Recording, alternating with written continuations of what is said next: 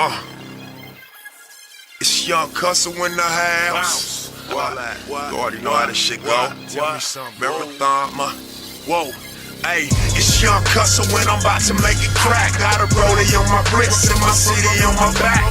Shout out the bitches on the stage getting racks. Told her it's a marathon, now she out here running laps. Hey, chip on my shoulder for niggas that hated on us.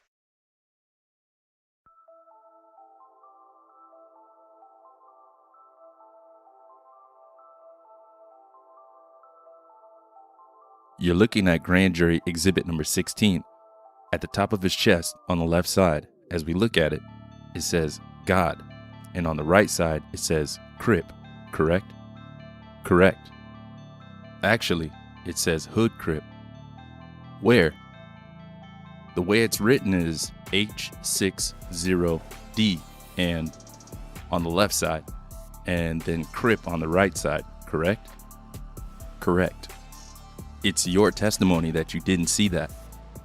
Yes. And did he ever talk to you about the 60s? No.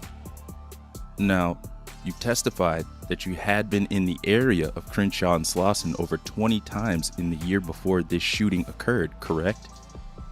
Correct. I believe you testified you would go there for the swap meet, but you also dated someone who lived at Crenshaw and Florence, is that right?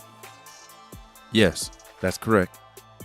Now, do you know whether any gangs operate in that area? When I used to go there, like to Slauson, I did see guys like in the corner that had bandanas around their face, tied around their face. I did see that, but I didn't know what type of gang it was. Okay. Had you ever heard of the Rolling 60s before the shooting happened on March 31st? No. Had you ever even heard about them? No.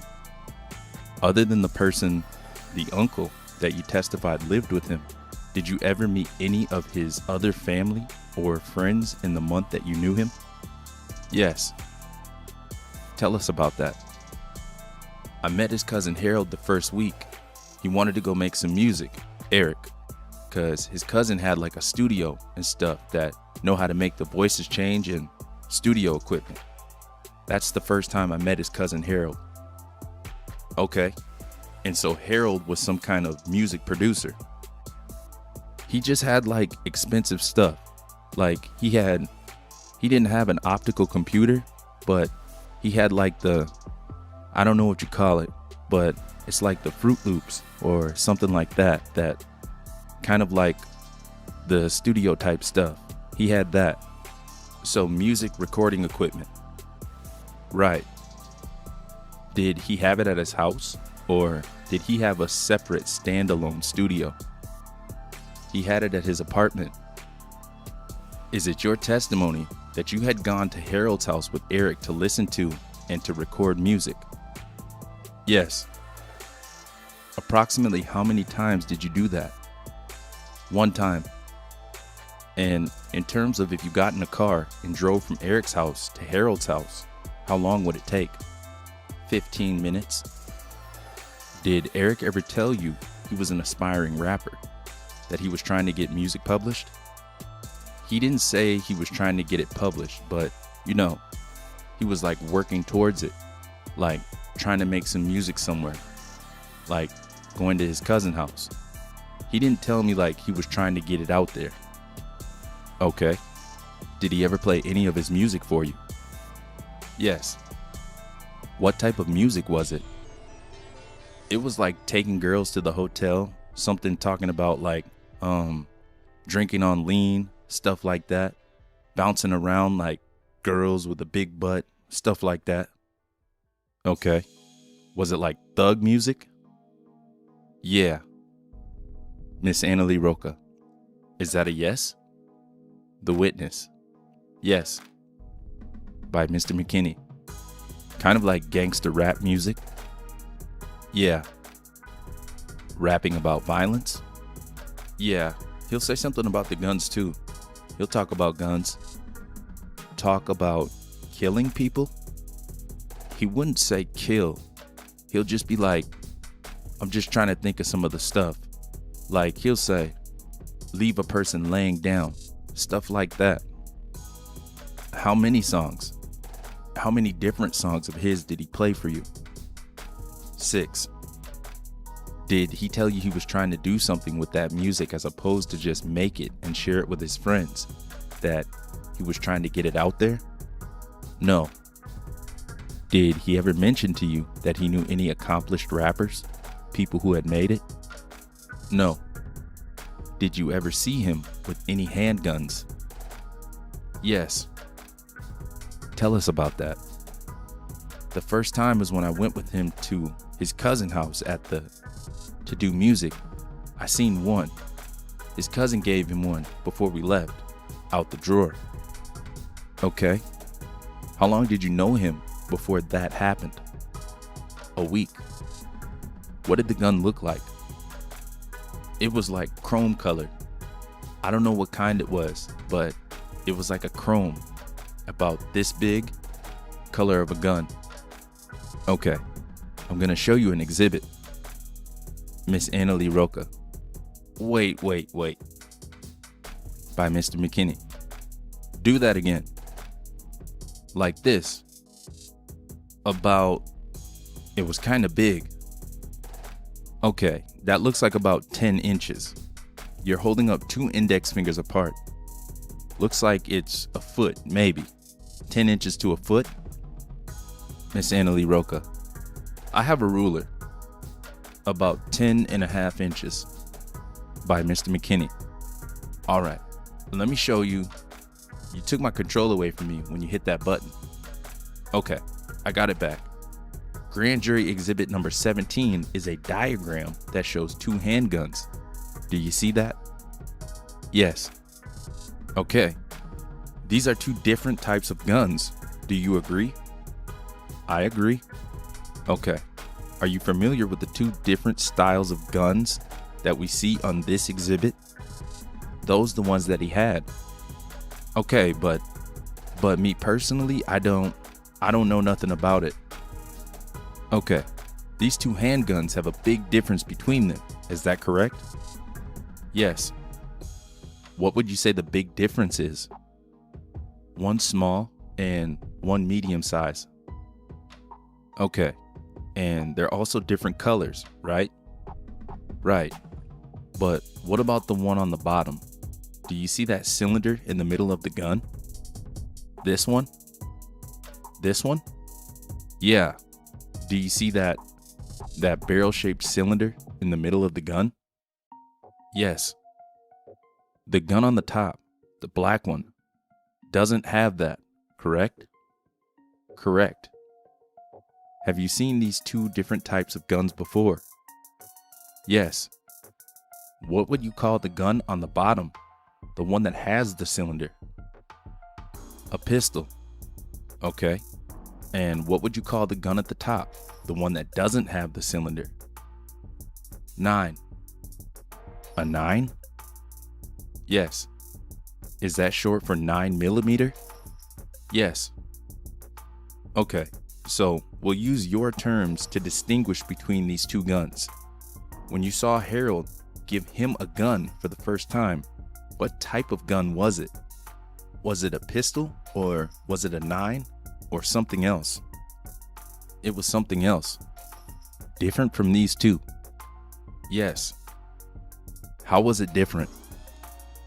It was like the 9mm. It was kind of like bigger than this, like the front part, and it was like chrome. It was a little bigger than this one. Okay, but other than the size, and you're pointing to the black gun at the top. Yes. In terms of the style, meaning if it had a cylinder in the middle or not, was it a square kind of gun like the one in black? Yes. But your testimony is it was bigger and it was silver. Yes. How many times did you see him with that gun? Just one time. Do you know anything else about that gun? For example, what the caliber of that gun was? No. Do you own any guns? No. Have you ever fired a gun? No. You saw him with that gun one time when Harold gave it to him about a week after knowing him, correct? Correct. Did you ask him any questions about that gun? Yes. What did you ask him? I asked him what did he need it for, and he said for safety. Okay. Did that cause you any concerns that somebody that you just met a week ago is carrying a big silver gun and says he needs it for safety? No, because it was like a lot of guys standing out when we left from Harold's house. Okay, so because you left Harold's house and you saw a lot of guys, you thought maybe he really does need it for protection. Yes. After Harold gave him the gun, what did he do with it?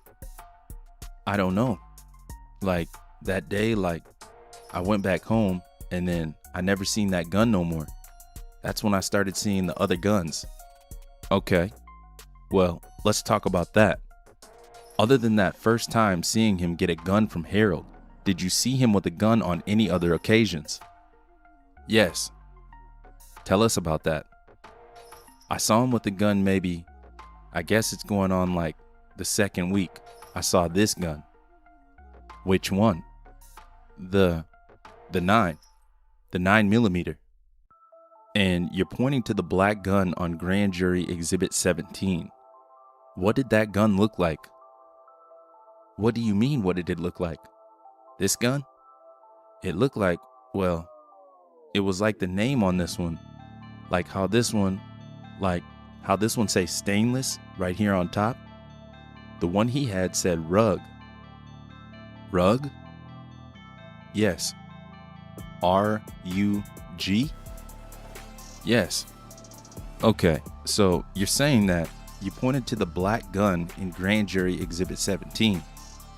At the top slide area of the gun is engraved the word stainless, correct? Correct. You're saying on the gun you saw Eric with, it was very similar to the gun shown on this diagram, but it had the word rug. Is that correct? Yes. Could it have been Ruger? Maybe, because I didn't really look at it like how I'm looking at this one, but I know it started with an R and I know it was like R-U-G. I think it was rug, but I didn't know if it had any letters after that. Okay. How many times did you see him with that gun? No. Well, yeah, but he wasn't carrying it like that. Just only sometimes. Like, for instance, like when we went to LA, one time he wanted to get a hat. I seen it that time. All right, so let's clarify this. Sometime during the second week that you knew him, yes, you saw him with what you described as a black 9mm handgun that had at least RUG engraved at the top, correct? Correct. Sometimes you would see him carrying it on his person, and then other times you would just see it where? At his house? No, I wouldn't see it like at all. Like sometimes I would see it like, for instance, like we go out like I said, like I mentioned about the hat or on riding. Sometimes we just go riding. I'll see it, but he wouldn't bring it all the time. If he did brought it, I didn't see it. Sometimes I'll look at him just to see if he did have it or whatever. When he carried that black handgun, where on his body did he carry it? In his front. Front what? Like front of his jeans, like pants. In the waistband area of his jeans? Yes. Could you see when he had it? Obviously, in order to know he had it, you had to see some part of it, correct? Correct.